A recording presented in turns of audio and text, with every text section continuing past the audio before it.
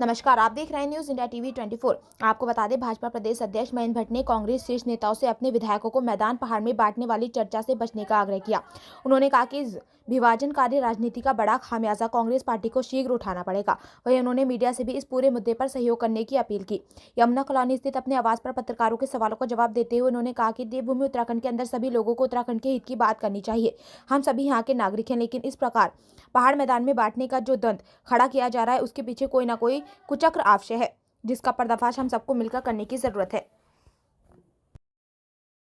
ठीक है, जब समाज के अंदर विकृति उत्पन्न किसी भी कारणवश होती है और फिर कहीं ना कहीं हमारा व्यक्ति अगर उस दिशा में चर्चा में आता है तो उनसे बात करना हमारा नैतिक कर्तव्य है। पार्टी ने उसको संज्ञान लिया है और कल उन्होंने कहा है कि इस प्रकार की शब्दावली उनके मुंह से उन्होंने खेद में प्रकट किया है और आगामी दिनों के अंदर इस प्रकार के निर्णय, इस प्रकार की भाषा का प्रयोग न हो, ऐसा हमने उनको कहा है। एक अंतिम प्रश्न है सर, भू कानून को लेकर के कांग्रेस का कहना है कि एक राज्य में दो भू कानून नहीं चलेंगे। अपने कांग्रेस हर अच्छे काम का विरोध करती है और जनता उनको ठीक टाइम पर उसका सबक सिखाती है।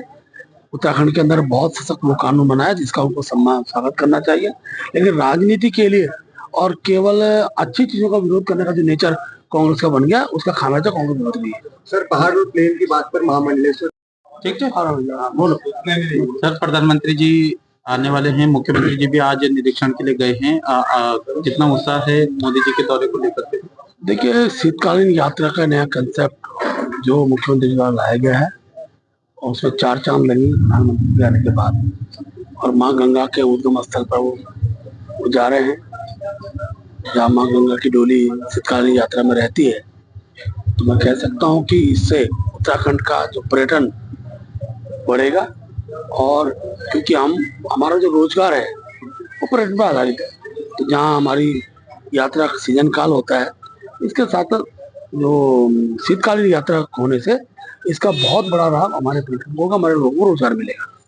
सर, मामला गर्माता जा रहा है या शांत होना चाहिए? यही बात तो मैं भी कह रहा हूँ। मैं अपने सभी मीडिया बंधुओं से भी आग्रह करूंगा कि इस प्रकार की बाइट जो मैदानी पहाड़ी के दृष्टिकोण से करता है, उस पर कम से कम आपके द्वारा भी हमको सहयोग की आवश्यकता है। ये देवभूमि है उत्तराखंड, ये देवभूमि के अंदर सब लोग उत्तराखंड की बात करें, हम सब लोग यहाँ के नागरिक हैं।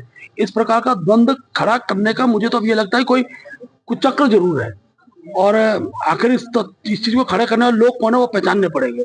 ऋषिकेश के बाद इस क्रम को आगे बढ़ाया गया और परसों भी सदन के अंदर उसके शुरुआती पक्ष को देखेंगे तो जब सदन के अंदर कांग्रेस के विधायक इस प्रकार का वातावरण खड़ा कर रहे हैं तो उसके कारण भी एक प्रकार का आक्रोश होना स्वाभाविक जो उचित नहीं है।